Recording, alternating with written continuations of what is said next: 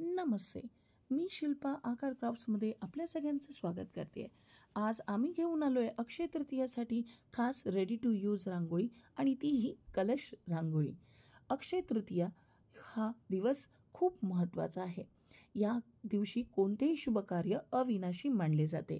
3.5 मुहूर्तापैकी एक आपण अक्षय तृतीयाला मानतो आणि ह्या दिवशी आपण बरीच अशी नवीन कामं सुरुवात करत असतो.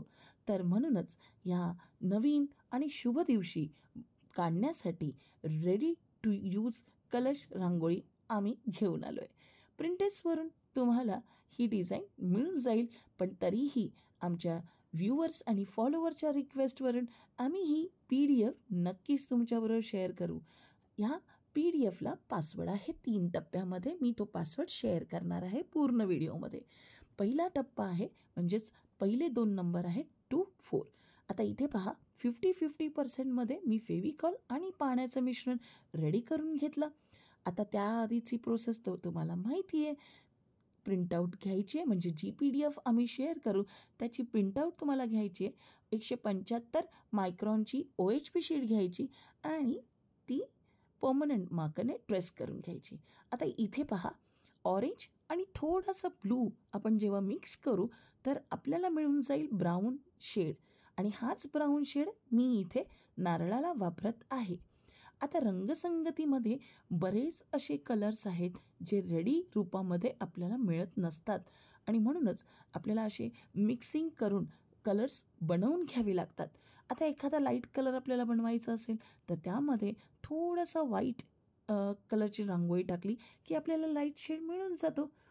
आता बघा राऊंड ब्रशने मिश्रण लावून घेतल्यावर, रांगोळी टाकून घेतल्यावर हलक्या पेपरने आपण त्याच्यावर दाब देऊन प्रेशर द्यायचा आणि अशीच शीट उचलून आपण दुसऱ्या पेपरवर ती झटकून घ्यायची, म्हणजे न चिकटलेली रांगोळी ती पडून जाईल.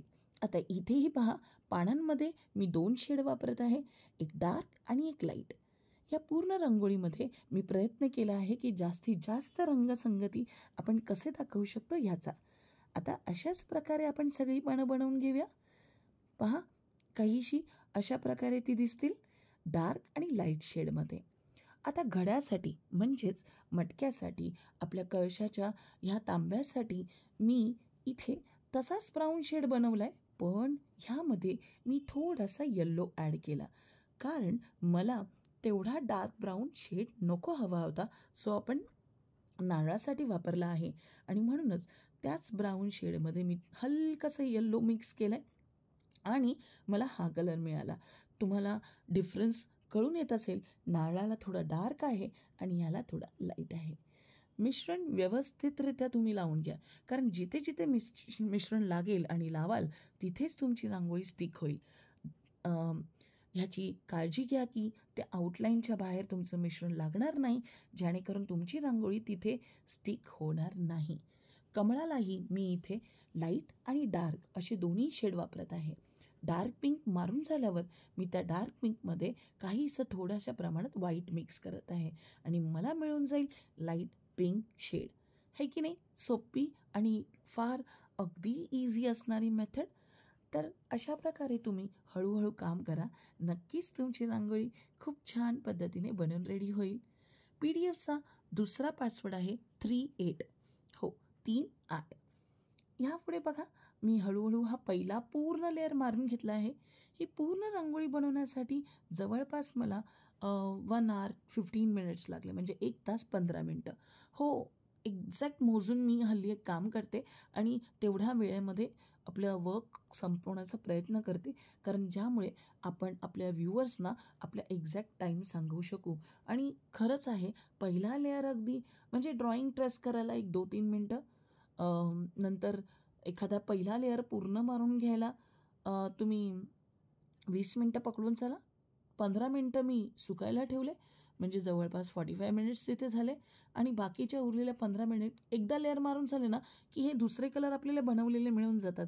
त्यामुळे आता मला काही कलर बिलर बनवायचा नाही आहे आणि म्हणून ते पटापट होऊन जातं. इथे बघा नारळासाठी एक वेगळा शेड येण्यासाठी मी ब्लॅक कलरने त्यामध्ये छोटे छोटे डिटेलिंग्स दिले आहेत, ज्यामुळे नारळाचं एक एक्झॅक्ट शेडिंग त्यामध्ये मिळून जाईल. आणि आपल्याला रंगसंगती बऱ्यापैकी कळालेले असतात, त्यामुळे दुसऱ्या लेअरला जास्त वेळ लागत नाही. म्हणजे एक 1 आवरमध्ये ना माझी पूर्ण रंगसंगती करून रंग मारून झाली होती रेडी. आता इथे तुम्ही पाहू शकता ना, मी एक एलिमेंट ह्याच्यामध्ये ॲड केलं आहे. मी ना एक सुकी चमकी घेतली आणि ती कलरमध्ये मिक्स केली, रांगोळीच्या कलरमध्ये हां. आता हे मी का केलं? कारण एक अक्षय तृतीया आहे आणि एक चमक यावी, म्हणजे अक्षय तृतीयेला सोनं खरेदी केलं जातं आणि सोन्यासारखं आपलं कळस चमकावा असं मला वाटत होतं आणि म्हणूनच मी इथे त्यामध्ये थोडंसं ब्राऊन ग्लिटर ॲड केलं आहे. आता ही ग्लिटर पावडर कुठे मिळेल? स्टेशनरीच्या शॉपमध्ये सुकी ग्लिटर मिळते. अगदी golden colour, blue colour, brown सगळ्या प्रकारचे ग्लिटर्स अवेलेबल असतात.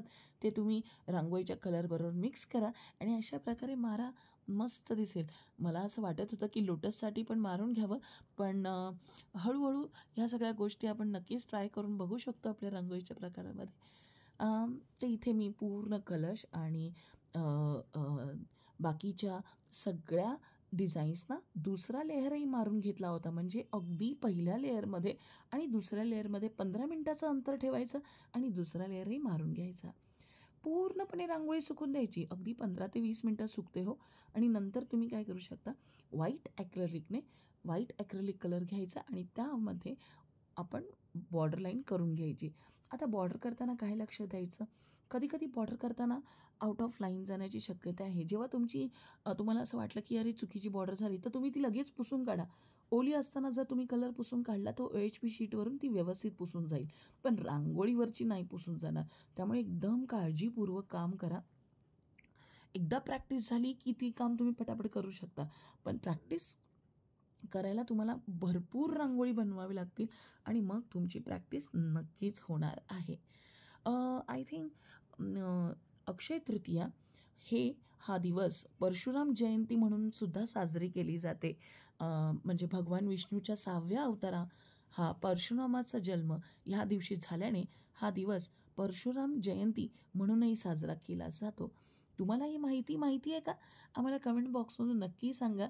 आणि हो, अक्षय तृतीयेच्या दिवशी आपण बऱ्याच गोष्टींची पूजा करत असतो, दिवे लागणी करत असतो. आपल्या घरामध्ये आपण बऱ्याच ठिकाणी दिवे लावत असतो, तुळशीच्या ठिकाणी, आय थिंक स्वयंपाकघरातसुद्धा आणि पूजेच्या ठिकाणी तर लावणारच आहोत. तर ही रांगोळी तुम्हाला पूजेच्या ठिकाणी, देवाऱ्याच्या खाली, उंबरठ्यावर आणि दारासमोर नक्कीच तुम्ही काढू शकता.